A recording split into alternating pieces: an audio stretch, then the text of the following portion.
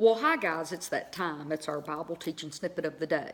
Well, I'm going to pick up and do a part 3 on things Jesus never said about healing, okay?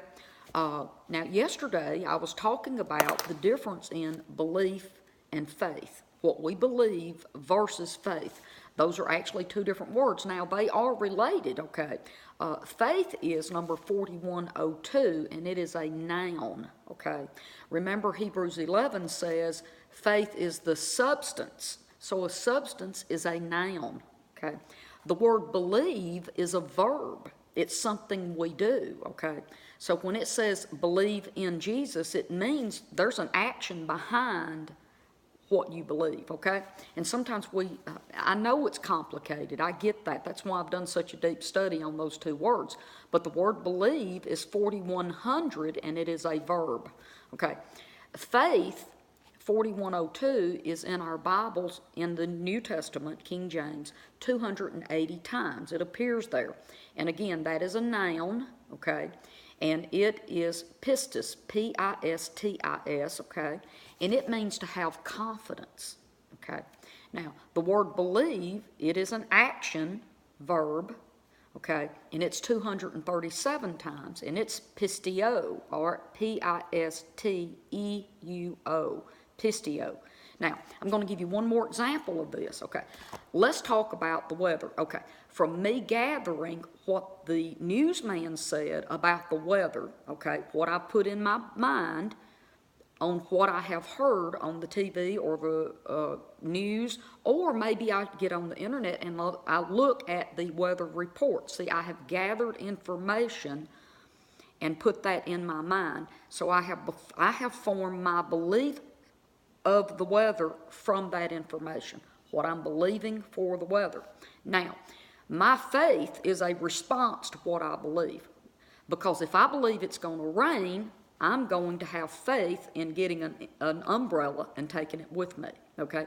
If what I believe about the weather is it's going to be warm outside, I'm going to wear short sleeve shirts and not a winter coat or a raincoat. Does that make sense? Okay. So see, that's basically what we allow to be put into our minds will determine what we believe. That's why I was an atheist for a while. I had allowed and gathered the wrong information, so I had the wrong belief system. And I had no faith that there was a God. So, it can work both ways. So we can put good stuff into our heads and we will believe. And, when I hear the word faith and hope, I think about the word expectations, because whatever I believe is going to determine my expectation of that thing. Okay, I'll give you one more example. This chair that I'm sitting in, whatever I believe about this chair is going to determine my faith toward that thing.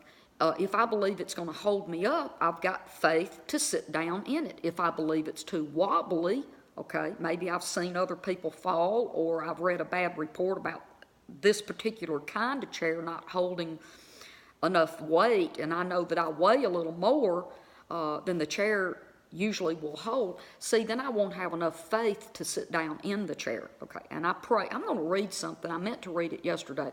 Here's just a little bit out of an article I wrote about the difference.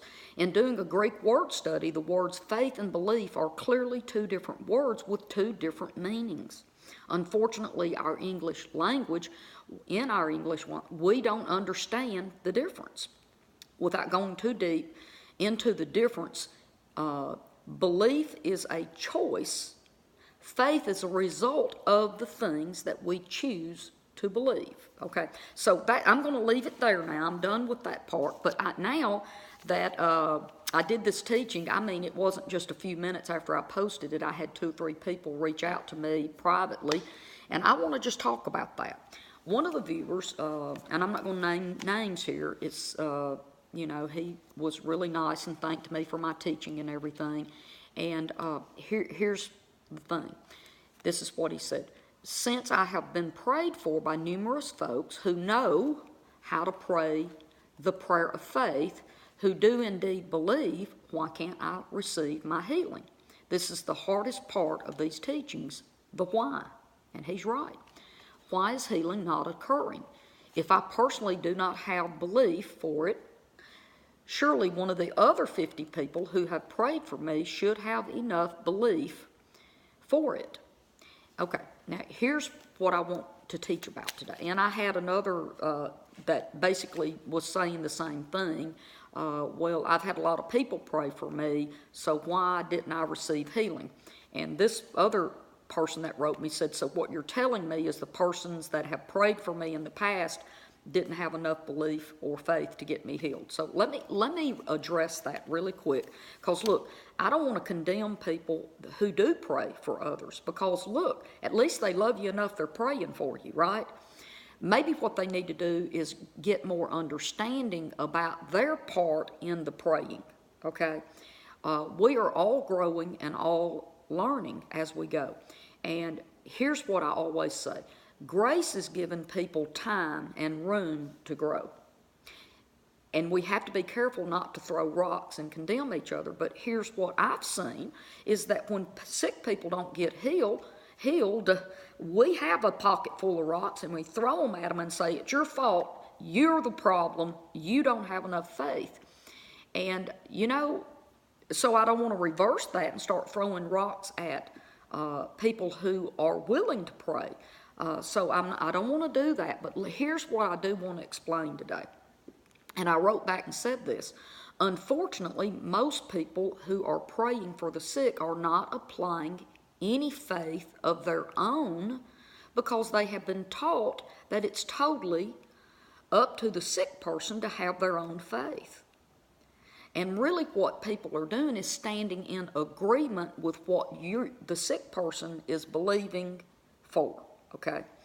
And I was taught this, and I'm not going to name names, okay, because I'm not out to try to hurt anybody. But early on, when I started learning about healing, I was told that it was totally up to the person whether they got healed, okay? And even with that, though, I was seeing 30% of the people that I was laying hands on get healed, which was pretty radical for me when you realize I used to didn't believe in healing at all. But once I started listening, and I will name this name, Curry Blake was teaching the Divine Healing Technician training.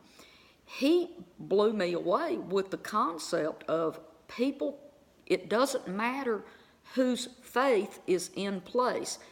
It's not about the sick person having faith necessarily versus the person praying having faith. Faith has to be there, but whose faith is open, okay?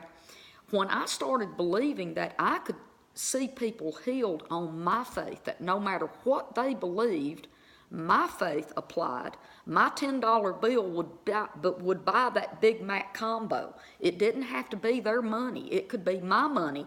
And all heaven needs is somebody to have that $10 bill so they can ring up the order and send it out. And I know that's a simple way of putting it, but here's what, and it's not a perfect example, but when I got past the thought of it's that, watch, every time I would pray for people, okay, I would walk away thinking, Lord, I've done the best I know how to do to build their faith so that they will get healed. So I pray that they have faith, and I would go away wondering, does this person have enough faith to receive what I've just spoken?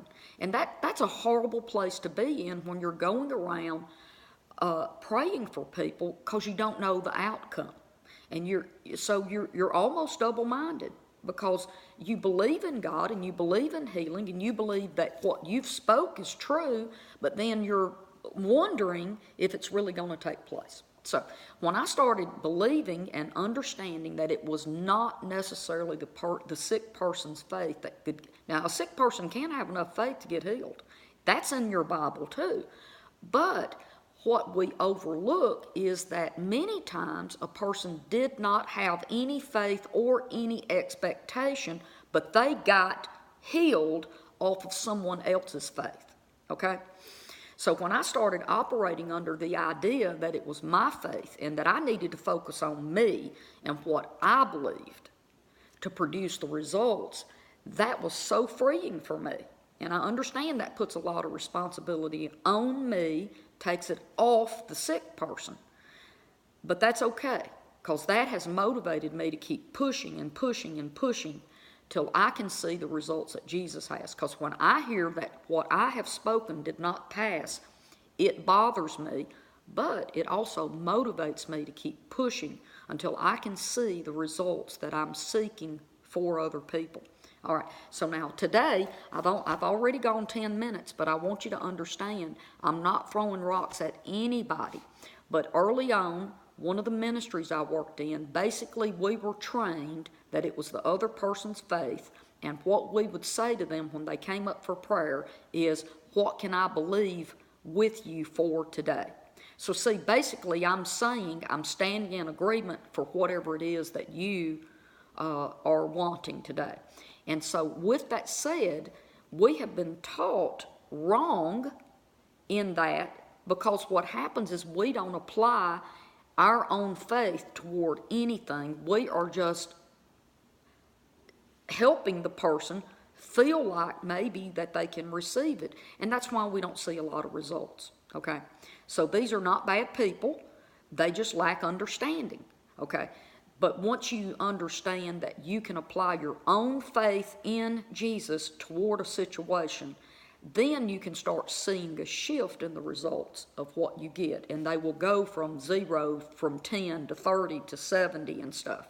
And that's my point here, is I want people to grow and know that we're not locked into this, that the sick person has to have their own faith. Or if they don't get healed, it's because they didn't have any faith. That we need to stop that and start expecting more than what we've got. So to recap that, okay, I want to say it one more time. Most people who are praying for sick people are really, they don't understand that their faith plays a part in that person's healing. And they just need to understand that their faith can actually get someone healed.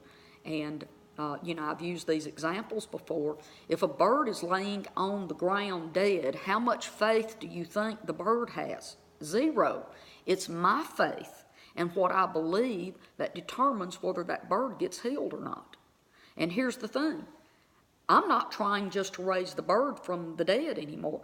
I'm trying, from the moment I put my finger on that, for it to get up and fly away. I don't want to work with a bird for 20 minutes. See, I say this a lot, that I practice on the animals in my backyard because I'm trying to get better and better and better and activate my own belief and my own faith toward every situation. Now look, I'm going to hop off here today. Tomorrow, well, today's Saturday, but anyway, my next teaching that I'm going to do, I want to talk about, I want to show you real examples in the Bible that prove to you that it was not the sick person's faith that got them healed, but it was either another person or it was Jesus, but it was not the sick person. So I'm going to hop off here. I love you, and I'll see you again right here. Bye-bye.